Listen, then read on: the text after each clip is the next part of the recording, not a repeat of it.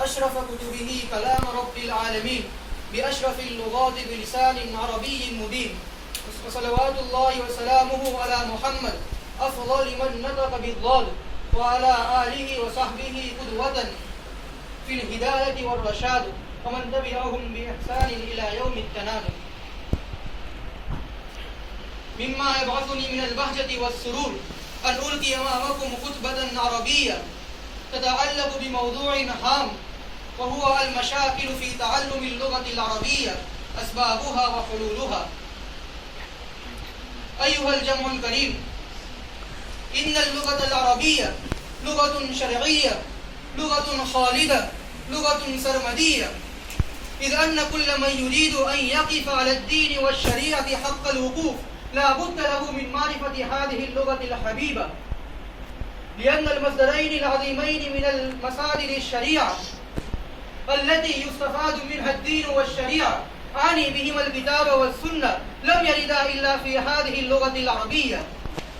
لذا ينبغي لنا بل يجب علينا أولا أن نتقن هذه اللغة العربية ونسلك جميع المسالك التي سلكها الأدباء السلف الذين يرجع إليهم الفضل في نشر هذه اللغة العربية. لكن الطالب الذي بدأ دراسته نحو اللغة العربية يعاني من شتى المشاكل التي يلزمنا تحليلها.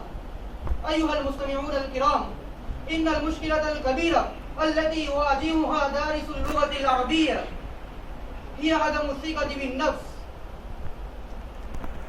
كأنه يعتقدها جبلا عظيما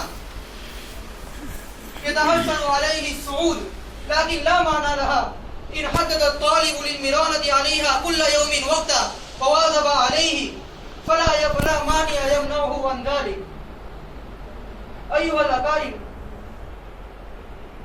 والمشكلة الثانية التي يعاني منها متعلم اللغة العربية هي أن البيئة العربية التي تشجع الطالب على التكلم لا تتواجد في المدارس العربية، والأساتذة أيضا يهتمون بإلقاء الدروس في اللغة العربية. هذا الذي يجعل الطالب لا يفهم اللغة العربية. إن اهتم بذلك الطلاب والأساتذة فتصبح اللغة العربية لديهم كلغتهم الأم، فينحل هذه المشكلة العظيمة بكل يسر وسهولة وميسورة. وهنا مشاكل كثيرة لا يسع هذا الوقت القليل ذكرها.